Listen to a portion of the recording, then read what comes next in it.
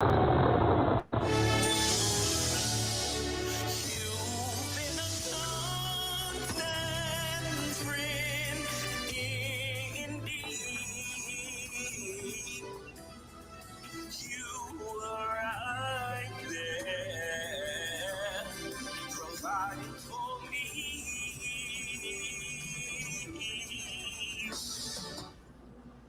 morning, good morning, good morning. You are with us this morning. We're Awesome Radio 106.9 FM. You're listening to Real Talk for Real Men. And today we have a guest with us, and we'll introduce him in a moment. But I have with me Pastor Dan Lawson. United Gospel Outreach in Kinston, North Carolina. So glad to be here. And we have also with us Elder Nate. Elder Nate Farrow, Kingdom of Heaven Ministries, Greenville, North Carolina. And our special guest is Mr. Kelly Darden Jr. Nice to have you with us today, sir. Thank you for having me. All right. Well, I just wanted to say this real quick, man. We got breaking news. Breaking news. Brittany Griner has been released. Yeah, I saw that. She's been released from Russia. I was thinking to myself, I don't know if this is a fair exchange. I guess maybe. when you have somebody named a terrorist, pretty much she was exchanged for, but I guess we'll work it all equal out in the wash on. And so y'all ain't we're getting ready to conquer Russia anyway, so I don't know. Okay. Well, you might want to put that on the airways all tight. So a disclaimer. The views that Pastor Lawson hold are his own. And it don't otherwise reflect the views of Awesome Radio 106.9. I'm kidding. I'm gonna let you lead off this whole conversation. You and Mr. Darden. Well, welcome, Mr. Kelly Darden Jr. Oh, thank you. Good to have you with us today. Thank you for asking. Let me share a little bit of something here that I had. Says you were born in Greenville, North Carolina. You're a graduate of Johnson C. Smith University and the University of North Carolina at Charlotte. Yes, sir. You hold degrees in business administration and language arts, communication skills. And you and your co-hosts hold the distinction of being the first African Americans in the history of the United States ever to launch and host a nationally televised outdoor show called Outdoor Moments, which aired for 6 consecutive seasons. And you were also appointed to the North Carolina State Marine Fisheries Commission by Governor Beverly Perdue. And you're a Kappa Alpha Psi. Did I get that right? Yes, sir. You got it all right so far. Okay, you're a member of Kappa Alpha Psi fraternity. And many more, you're an accomplished businessman. And I for the point of I just want to say that, we've talked before, and I guess we're a member of the coffee club. Yeah, we talked a lot. Down at Starbucks, you and Mr. Marion Barnes, yes, and I. But I thought it would be, you have a very unique and interesting and a really great story to tell. And I thought you would be a good for the men that the name of the show is Real Talk for Real Men. And it's something good. One of my first question is, how did you become interested in the outdoors? What was, what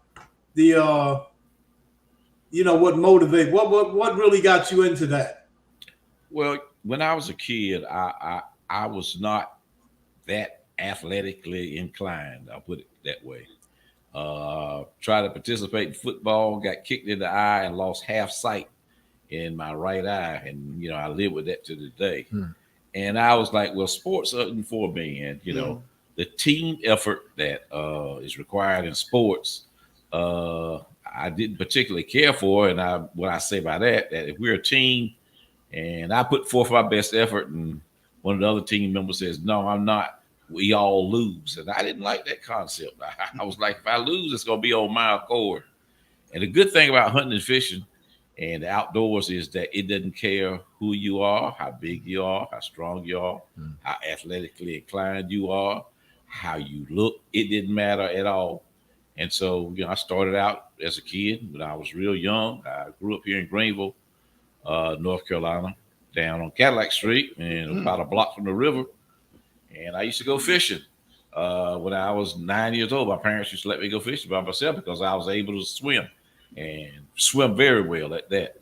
So, that's how I got interested in outdoors. And, I had a couple of cousins that were hunters that lived down in Craven County, but down near Newbern. But I was a little kid and they wouldn't let me go. So I says, well, when I grow up, that's okay. I'm going to make up for it. And, thanks to God, I did. That's great. I got a question because I didn't know about your eye. That never affected you as a hunter? Well, I'm right-handed and it's my right eye. So Okay. I have to lean down and I can see pretty much if I close my left eye, I can see everything from most people's nose down. I can't see anything. It's just a blackness. But from their nose up, I can see. So I just learned to tilt my head down where I could see. And, you learn how to compromise. I don't, people with any kind of disability, I don't care what it is.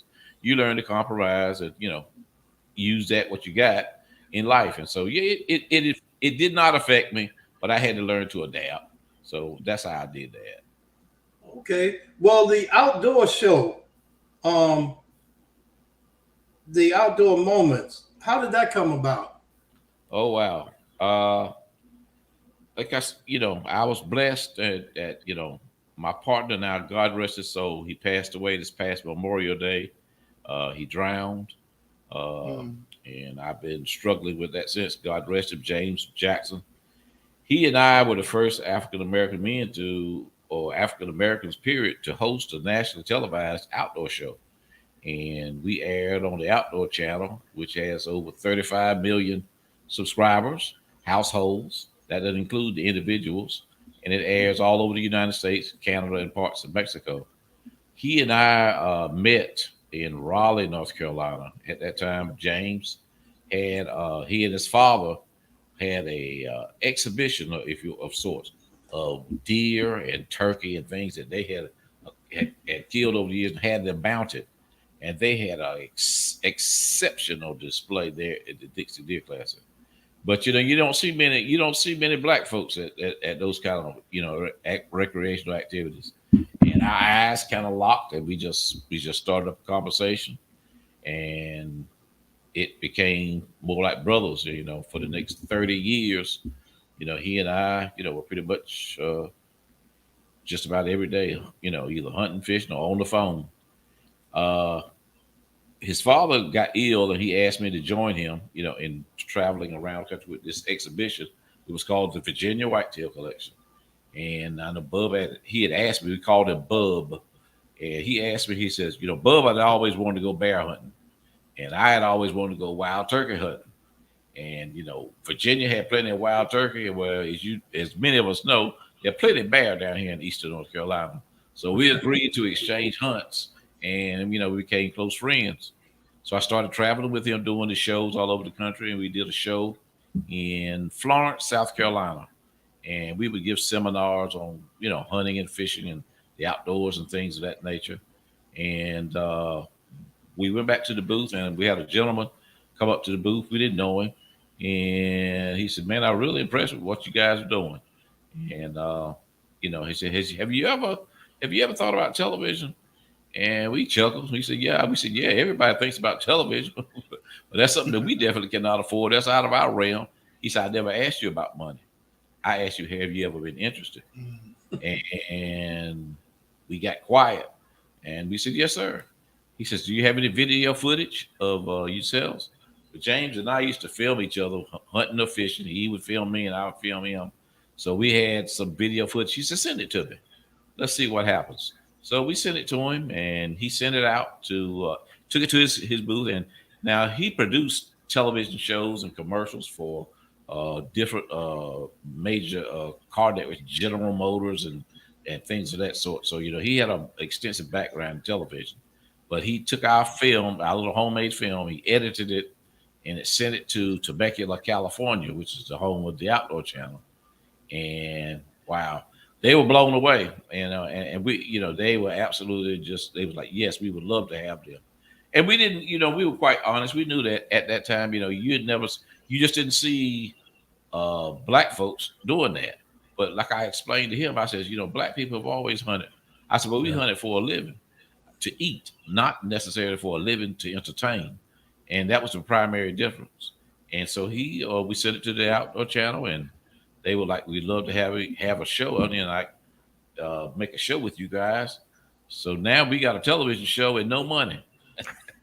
So we got no money and got a TV show that airs in about 6 weeks. And at that time, I think it was close to $380,000 every 6 months just for us to be on television, just to air. So wait, time out. One more time. It was how much? $380,000 every 6 months. And what year was this? This was 2000. So you can imagine what it costs today. Yeah. You can imagine what it costs today. And we were blessed, and not jumping off the subject, you said we were 6 years. We were on the Outdoor Channel for 8 years. And I hunted and fished every day of the week for 8 years. And the life expectancy on the Outdoor Channel was 2 years, which was exceptional. If you made it 3 years, it was something to talk about. Yeah. And we made it 8 years. And but we always tried to appeal to the average person. We weren't interested in appealing to the extremely wealthy. We appealed to the guys that hunted and fished on Fridays and Saturdays and on their vacations. We went to places that they went. And because we always get comments, you guys remind us so much of ourselves. Wow. But we had some of the highest ratings on the Outdoor Channel. And that's why they kept us for 8 years. We had primetime slots, Friday night at 8:30, Sunday on at 5 p.m. and those coveted time slots. And the Nielsen ratings did not lie. People would tune in and watch us. And we tried to make it as unique as possible. We tried to be as human as possible. We did not try to personify ourselves as superstars, because we were just two country boys that had been blessed with an opportunity, and that was it. That was simple. Now tell me, how did it feel to be able to just go out and enjoy hunting and fishing every day? Come on now, you got to tell us. Well, I at first, honestly, Pastor, at first, I couldn't believe it. And I was like, they gonna pay me to go fishing and hunting, and pay for my expenses. And I couldn't believe it. But I'm gonna be honest with you. I felt there was I was grateful, and I was humbled, because I would sit there on an airplane. I mean, I'm sitting on an airplane flying to Hawaii, getting ready to go Lord fish. help us. Oh my. And I would think about Wow. I would think about folks right here in Eastern North Carolina didn't have no food. And I thought about how their life was going to turn out. And I won't say I felt guilty, but I asked God, why'd you pick me? And what did I do to deserve this? I says, but for some reason you wanted me to have it, and I'm gonna make the best of it. So I enjoyed it. Don't get me wrong. I definitely enjoyed it. Yeah. But initially I had to, I won't say humble myself. I had to, I was questioning, how did I get this blessing? But I went on and took it, and I tried to make the best of it. That's right. Let me ask a question. And this is stepping back a little bit earlier in the conversation. You said as a youth, yes, sir, you were allowed to go fishing because you knew how to swim. By myself, yes, sir. Now there's this thing about African Americans and swimming. Oh, how did you come to know how to swim as a youth? My parents sent me to my cousins up in Maryland for the summer. And I mean, honestly, urban youth in the larger metropolitan areas, you'd be surprised at the number of them, because they have access to pools. Yes. We didn't have access to pools. I'm gonna be honest. Yeah. At my age, on the pools down here in Eastern North Carolina, black folks weren't allowed to go in them. So, but I went up there and I learned how to swim when I was 8 years old. But I tell people, swimming is just like, but I can swim across the pool. No, you got to be able to stop in deep water and tread and don't panic and just sit there and try. If you can't do that, you don't know how to swim. You don't need to be in the water. You don't need to be in the water because you can't kick forever. You know, you cannot kick forever. So because of that, that's why they used to let me go. And it was kind of like, you know, I was like a whole lot of the boys. Yeah. You know, your mama tell you don't go down there because. Yeah. Well, I want to know what's the. I want to know what the because was. I'm just gonna peep. I ain't gonna bother nothing. But so I'd go in there. So they let me go. So I started doing that. I used to hide my fishing poles down the river. She said, "Look, I already know you're fishing." Because Mr. Joyner told me he saw you coming out of the river, so she said you can bring him home. So that's how I got started. Yeah, you know? I was a swimmer from the time I was about 4 or 5. We lived right close to a pool. Yes, sir. That was in the community, yes, so we had access to it. And I always wanted my kids to learn how to swim, but they just was never interested. Yes, sir. In it. Yes, sir. One other quick question. Yes, sir. Now you probably more than any of the rest of us, you know what outdoor activities recreationally and sport otherwise, yes, sir, that are available to people in Pitt County surrounding area. Yes, sir. Things that we may not even know about that we could do, that we have access to, that, yes, sir, that's out there for us. Could you tell us some of those things that we probably could do if we were interested in doing some outdoor stuff? Well, you know, I always tell people, I says, you know, it doesn't always have, you don't always have to go hunting and fishing. Sometimes just being in nature, just sitting down, just I mean, that is the enjoyment. All the rest of it is work, as I call it. And, you know, there are plenty of, a lot of the parks here in Green Springs Park or you'd be surprised. Oh, God, yes. Isn't it beautiful over there? Yeah, they've done a lot to that. Yeah. Look, people actually ask me, where are you? And I'm like, oh, you said Green Springs. Yes, sir. Also, I'm talking about River Park North as well. I was going to bet you took it from. Yeah, I'm sorry. I'm sorry. That was my number 2. Now, Green Spring, I can sit there. Sometimes I just go and sit by the water and listen to the water just flow. Yes, sir. And early in the morning, hear the bird. I've actually, and I'm not out there meditating, as what people would say. I would be out there and I just try to, I would take, and in my mind, dissect every sound I'm hearing, from crickets to bees to this. And I just sit out there and do it and listen to the water flow and just calm down. A lot of people don't know it, but a lot of psychologists say the reason why we have more stress and anxiety is because we have disconnected from God's natural therapist, nature. Well, you know, outside and just you're right, because they got apps for rain and nature sounds. When you want to go to sleep. Yeah. Sorry for interrupting you, but that's the truth. Yeah. My wife and I don't understand it. She will cut on rain and thunder to go to sleep. Come on, somebody explain that. I don't know about that thunder part. Does the same thing, so don't feel No, all I ask is, can you make the TV not be so bright? Yeah. You know, they do have a blackened screen, but you still provide light even with a total black screen. Yes, sir. You know what? It's funny that you brought that up, because I remember talking to my grandfather. My grandfather was a hunter and a fisherman, but like you said earlier, Kelly, he fished for the family. You know, he fished. It was about feeding the family, and and the hunting was about feeding the family. And I remember sitting on the porch with him one day. You know, he had had a stroke later on in life, and we would sit there and talk. And I remember going out there early one morning, because he would get up early and go sit on the porch. And we had a creek behind where we were in Craven County. And I went out there and sat with him, and he started talking. He said, you know, about this time, I would be down in the creek hunting. And I said, what you catch? Whatever's down there. And, you know, we had that conversation, you know, and I think I shared it with the fellas one time, you know. And one of the things that came out of that, you know, was fascinating, was that we would sit there and he would listen to the birds and tell me what bird it was. Yes. You know, just by listening. That was going back to what you were saying, Pastor. And So I thought that was just fascinating.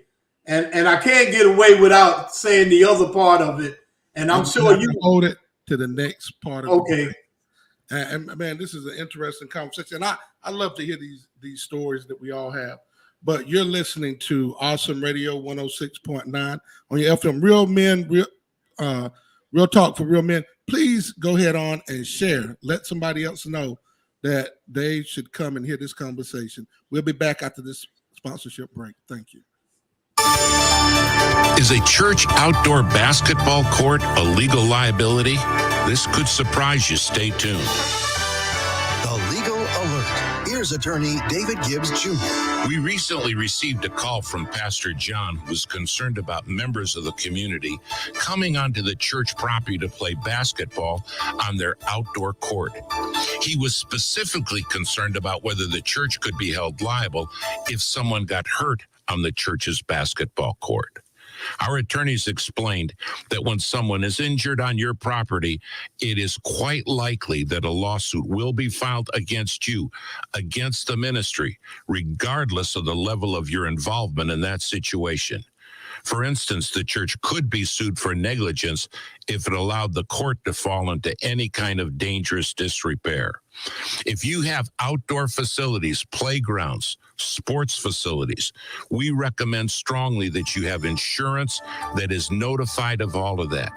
Be sure that your insurance covers what you are doing. That requires a special insurance rider in most instances. Fence off the area that you're trying to limit people access to. The fence has to be tall enough and secured in order to be legal. The Legal Alert with attorney David Gibbs Jr. is a presentation of this station and the Christian Law Association. Hi, this is Wendy Key. You're listening to Awesome Radio 106.9 WBISLP.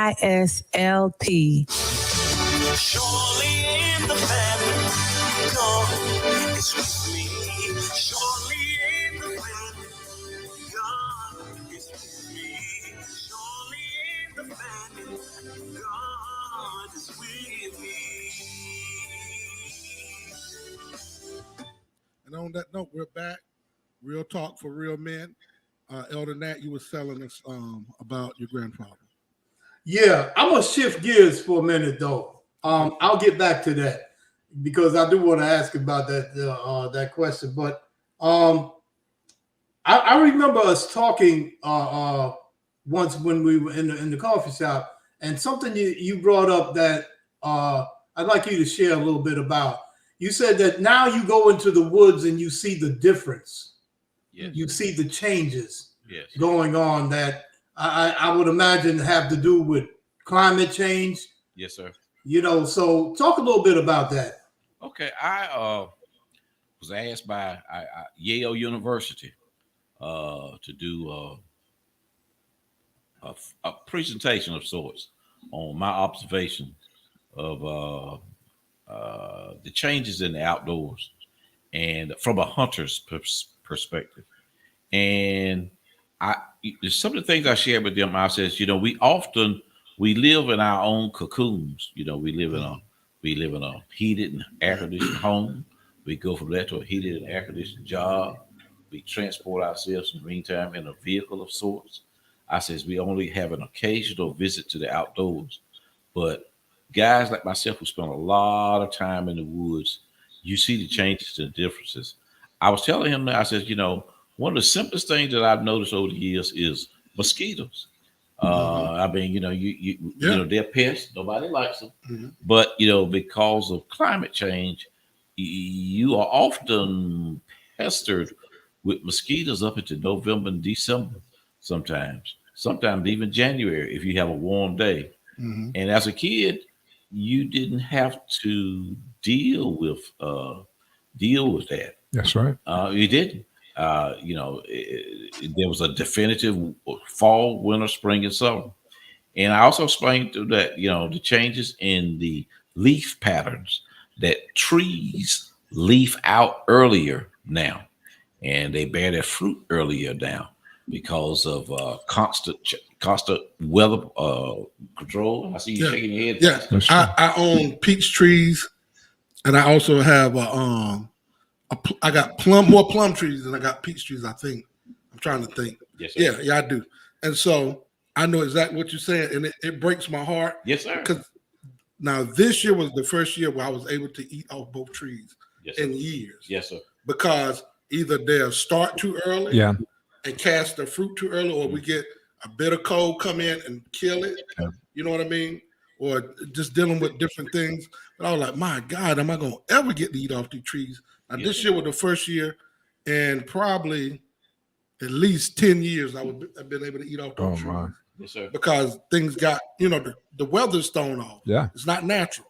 Yeah. And so I agree with you. Yes, sir. And I told him that. I said, even from a hunter's perspective, I love the turkey hunt, wild turkey hunt. And we used to start out in early April, and it was chilly, but now the tree, you hunt wild turkey through sound. You imitate a female hen, and the male turkey will come to you. Oh, we're gonna need a sample of that. There you go. That'll work. That'll work. That'll work. And the female, turkey.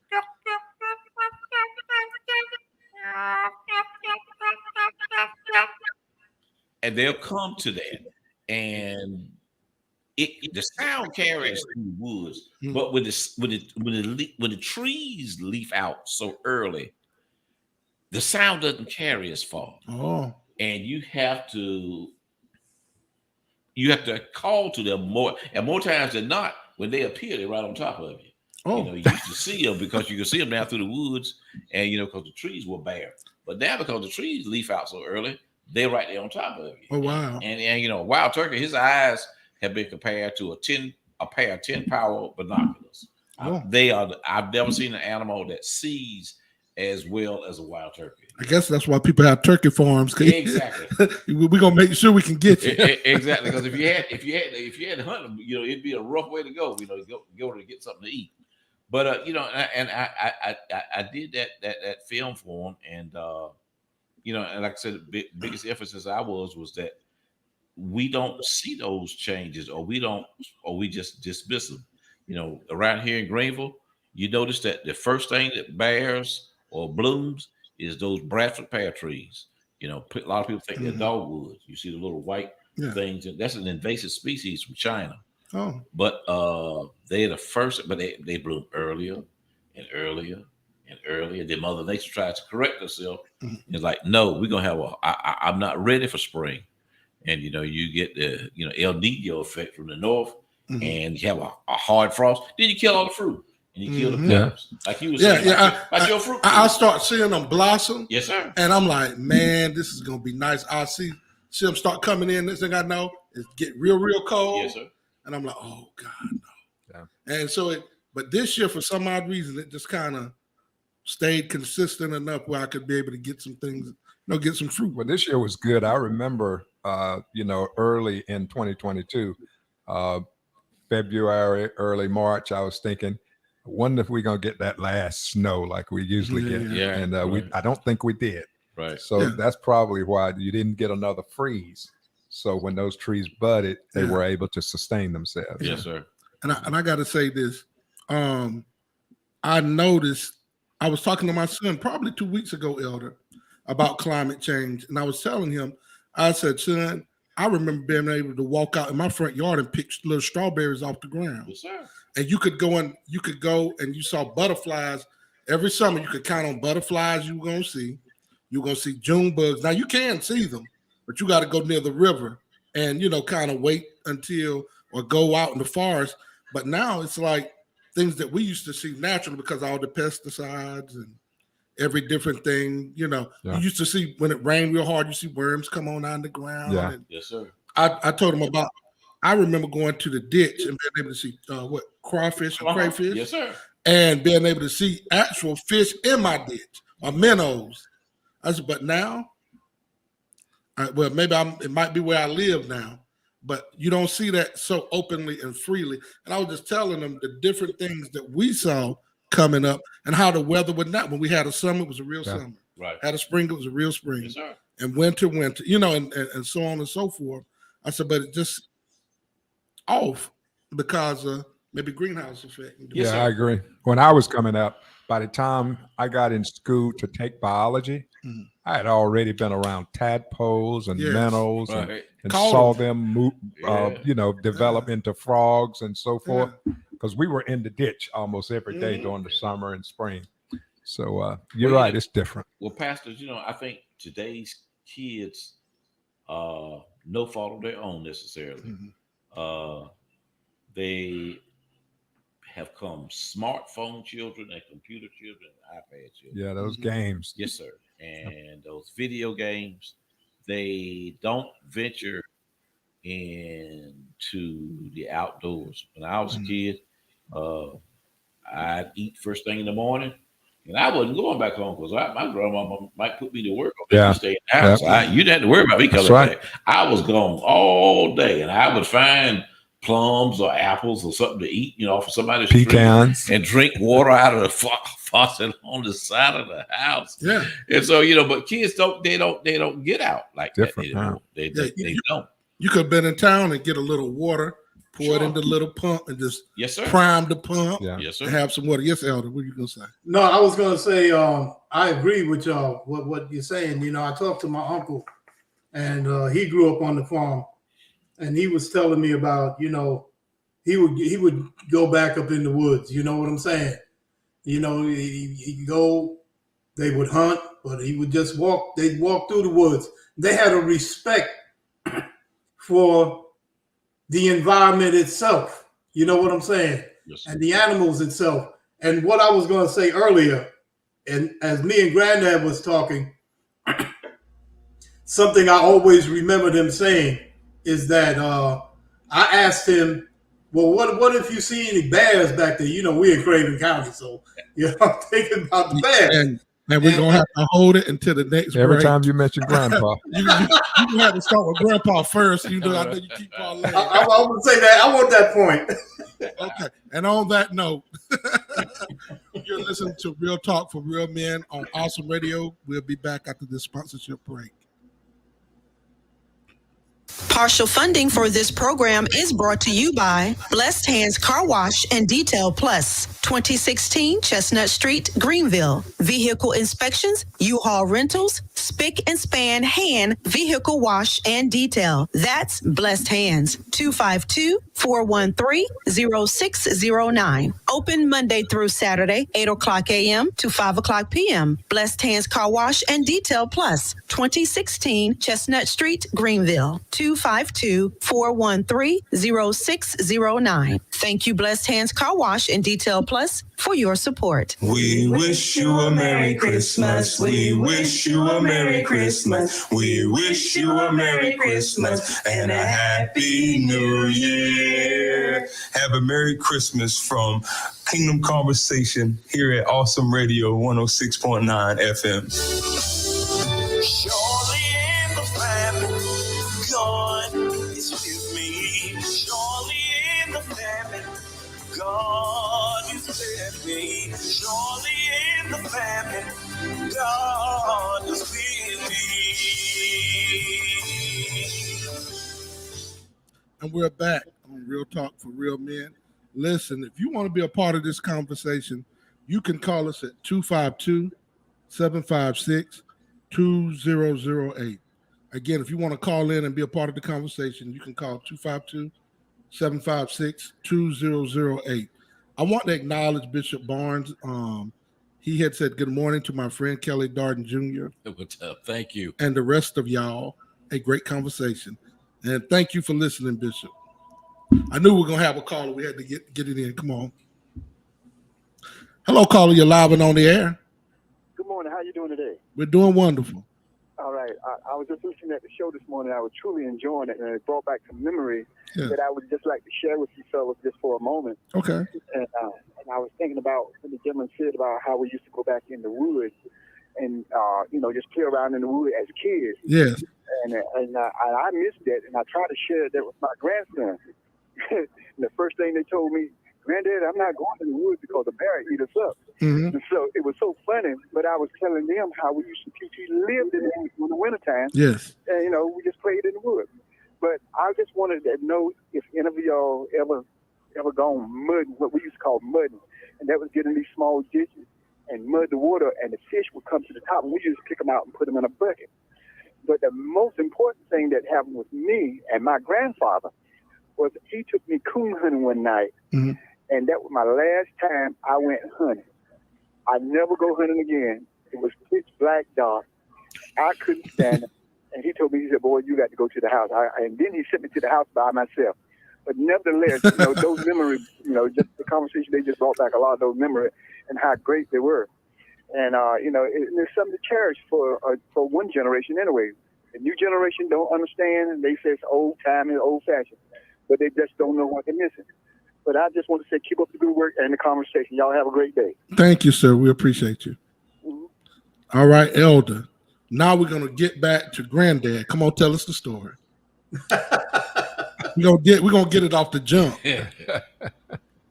I'm glad to see Bishop chimed in. Kelly, he got the memo. Okay, good. I see it this time. That's a little coffee break. That's a coffee break joke. But listen, what I was thinking, and I've shared this. I probably shared it with all y'all. But the point when I asked him about the bear, he told me if it don't bother him, he don't bother it. Okay. And that was just a good. To me, it's a life lesson. But my uncle also was telling me about he had to learn when he was on the path that even if snakes, at first he would shoot them.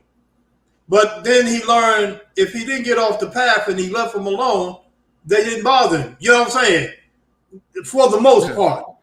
And so I was my question is, do you learn to respect the life that's out there, the wildlife that's out there? Is that how you see it? Well, yes. I tell people, I says, hunting is a choice. And they said, what do you mean? I said, it's like fishing. I said, you catch a fish, you don't want to keep it, you let it go. I says, and when I hunt, I have a choice whether I'm going to take this animal's life and utilize it or not. And that's a personal choice. And I think that people that hunt, particularly, they get a bad image. They think you just want to kill something, and it's not. It really isn't. Right. I spend hours and hours and hours and hours and hours in the woods by myself, and it's a totally different world once the woods calm down and they're not quote unquote afraid of you. I've had squirrels run right up to me. I mean, animals become complacent if you sit still and be quiet. That's right. So I do respect them. And every animal I've ever taken, I sincerely, particularly if a deer or bear or turkey or something of that species, rabbits, whatever, any warm-blooded animal, I always put my hand on it, and I thank God for it. I thank God for its life, and I do make sure I utilize it to its greatest capacity. If it's a deer and he's got a large set of antlers, I memorialize it. Yes, I keep him. I don't take his antlers off and throw them in the back of the truck. I'll keep it, have it mounted. But there are many. I don't have a problem. Trust me, I don't have a problem with people who want the meat. At all. People who want to eat it. And same thing with bear hunting. I've killed 7 bears in my life. I think the biggest one close to 500 pounds. What did you do with them? We ate them. And people look at me like, they look at me baffled. They're like, but what do you do with them? Bear here, particularly Eastern North Carolina, their biggest diet consumes of farmers' cornfields. Yeah. And they don't, and they taste better. And and we always go, ooh, I don't want to eat that. I eat it. But I cooked one for Christmas. And I cooked something, and I cooked it like a stew. Yeah. I took the tin and I put it on the table. And how a Christmas dinner, it's all kinds of stuff on the table. And I got plenty of family members. They were like, I wouldn't eat that. I'm not eating that. Merry Christmas. So I put it on the table, and they ate it. And they were talking, Kelly, you did a good job on this beef stew. It is wonderful. I said, yeah, you like it? I didn't say anything. Yeah. I said, you like it? Yes. I'm gonna give you a little bit more. I said, man, get Yeah, some more. I You can know, have a you little bear want, sandwich. Put some Hey, cheese, put boo-boo. some cheese on it. And when we got through, I had to tell them. I said, well, they said, well, that was a good stew beef. I said, what is stew beef? She said, what do you mean, what is stew beef? I said, that was a bear I killed. And I said, I did that purposely because to open your mind, because you have you first thing you go, ooh, I'm not gonna eat it, and you loved it. I mean, but bears are animal just like if you eat chickens, you eat pigs, you eat cows. I know good well if you eat a pig and a chicken, you eat anything. Now, come on now. Well, that's the truth. No. I'm serious because you think about chicken ain't gonna go in and mess up nobody's day to day. I know. But we know what chicken is. Yes, Chicken. And people, in case people don't know, and then we know what pigs. Anything. And they keep that constant smile on their face when they can get yes, dirty. Sir. So I tell people don't turn their nose up, and and same thing with deer meat. A deer that has been run, guys that hunt them with dogs, tastes much different than a deer that doesn't suspect that you're there, and you take it. But I do appreciate. I don't want. I do have respect for the animals, and I do take that, because I do realize it is still life. Yes. Yeah.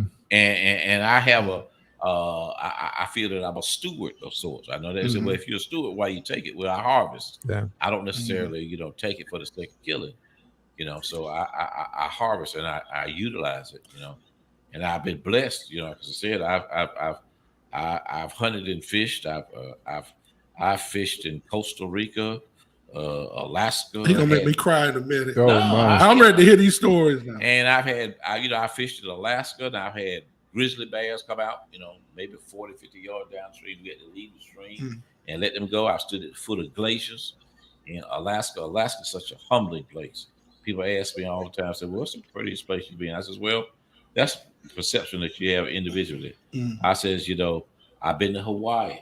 Nate and I talked about the island of Kauai, which is the westernmost island in the Hawaii.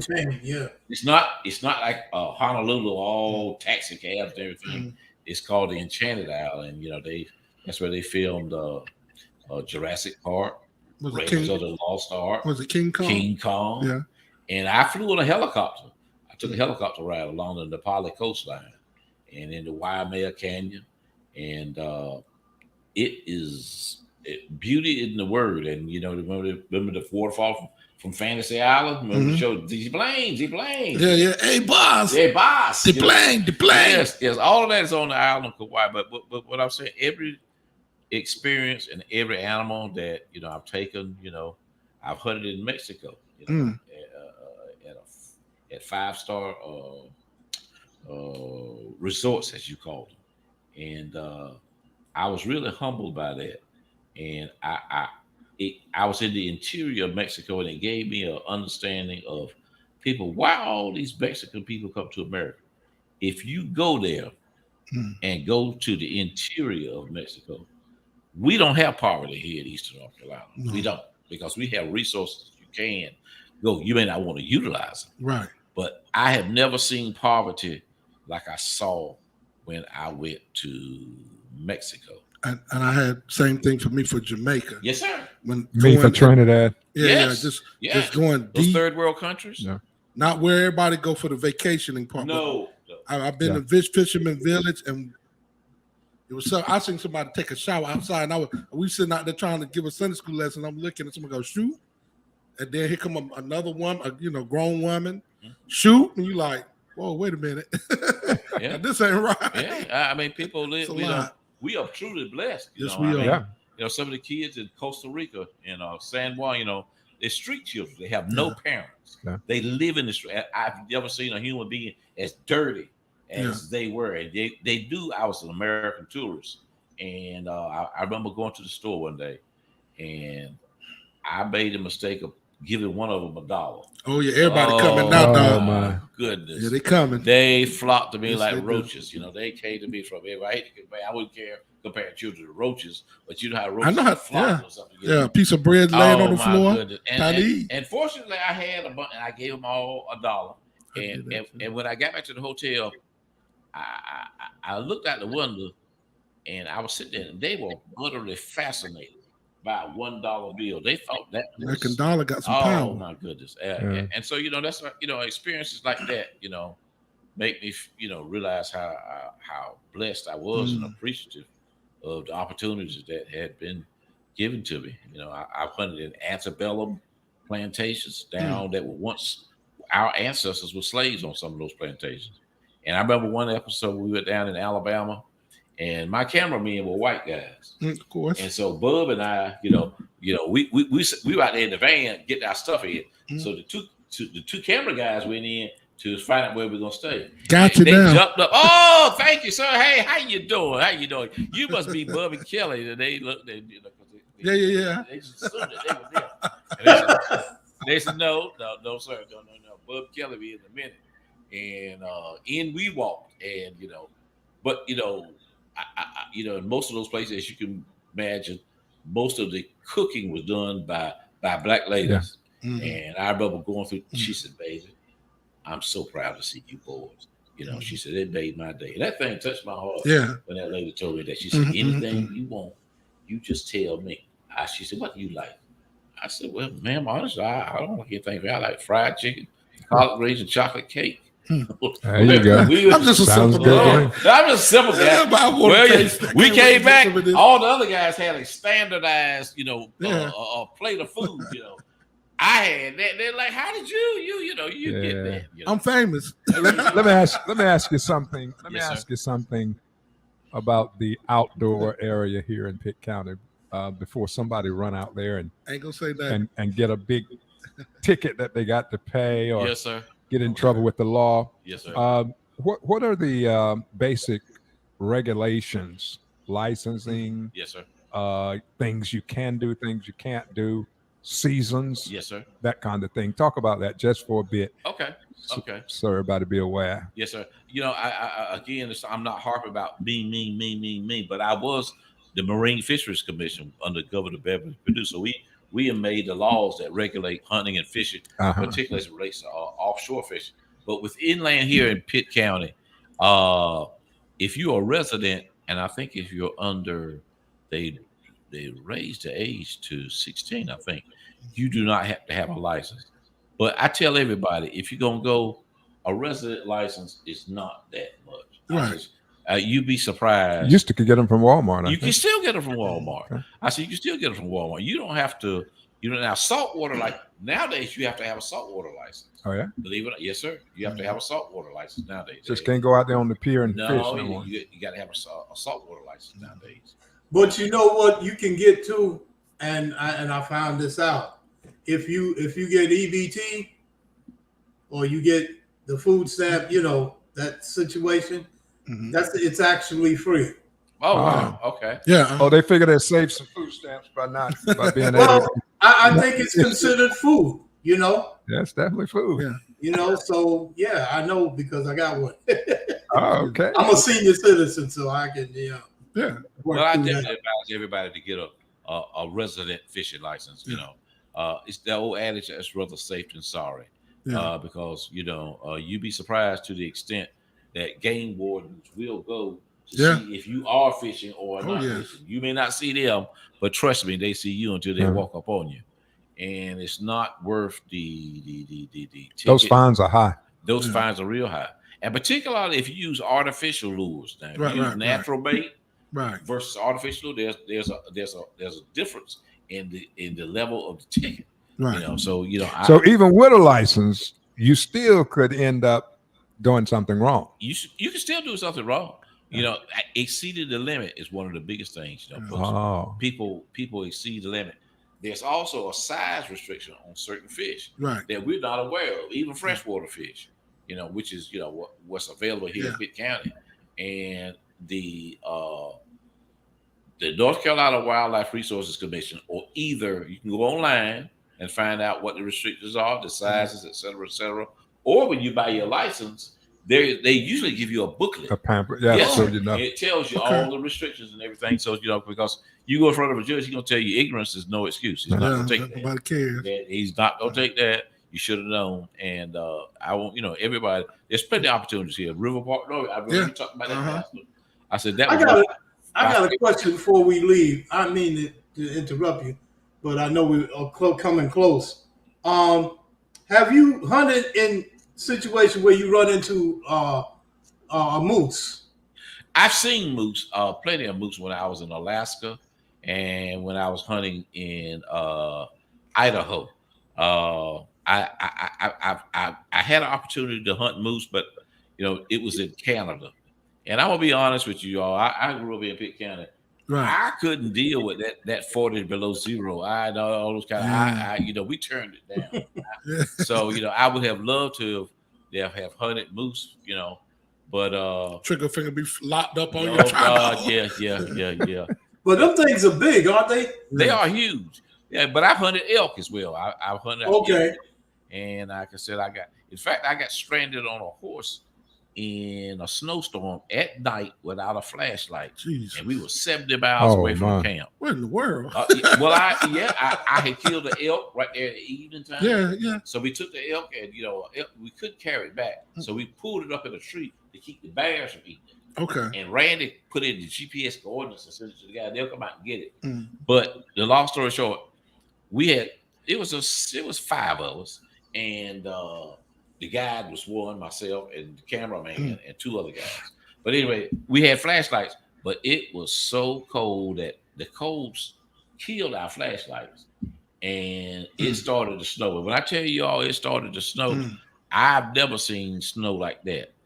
And you can't see because there is no ambient light, and it's snowing. It was so dark I could not see the horse that I was sitting on. And us going back to camp, we rode past down some trails, and so the slide was several hundred feet deep. And because they always tell you, ride with the balls of your feet. Don't put your feet all the way up in the stirrup. If that horse starts going, if slips and falls over the cliff, you bail off of him. But they're sure-footed. He said that the likelihood of that, because they've done this over and over, and I was like, oh my goodness. And we were coming back, and it got slippery, and I could see the horse in front of me slip and slide. And you know how when you were little, you see a spark hit a rock, and you get horse stumbling. Like, oh my goodness, now it's my turn. But in the long story short, we rode all that night to about 3-4 o'clock that morning. And like I said, it was so dark. He said, let the rain go. Just hold on to the bale of the saddle. He said, they know how to get home. He said, trust me, don't pull on the rain.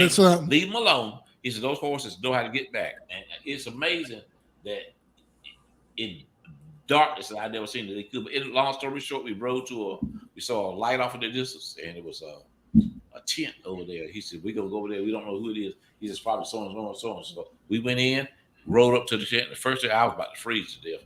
And we went in, and lo and behold, one of the guys says, Kelly Darden, you're an Outdoor Moments TV show. What are you doing? And I was like, ain't there something, I go well be out here in no man's land, and he had somebody, recognize you. A celebrity all out there. Yeah, well, I'm just Kelly Darden from Greenville. All right. Man, go ahead. You got 20 seconds. I'm going to give you some more time. Well, like I said, I want to tell everybody, even if you don't get the experience outdoors at the level that I did, participate. Put that. Yeah. Make those kids. Make them. Take those phones from them. Take those iPads from them. Disconnect them and take them somewhere. Yeah. At first, they're not gonna want to do it. No. But trust me, you leave them alone long enough. After they get muddy and nasty, play down, get fascinated, they'll love it. And I think we need to start doing it with our kids. And on that note, you listen to Real Talk for Real Men. We thank you, and we will see you again. God bless y'all.